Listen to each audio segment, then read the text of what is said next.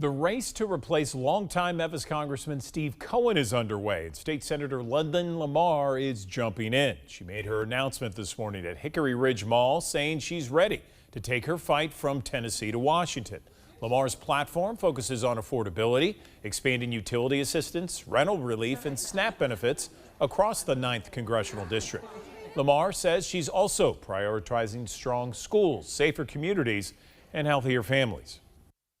I think that people will want someone who stood firm, not just going with what the president says do, or is going to make a decision that takes away the sacrifices of so many folks who fought for equity in the voting system. Congressman Cohen, who announced his retirement earlier this month and says he is endorsing Lamar to succeed him in the 9th Congressional District.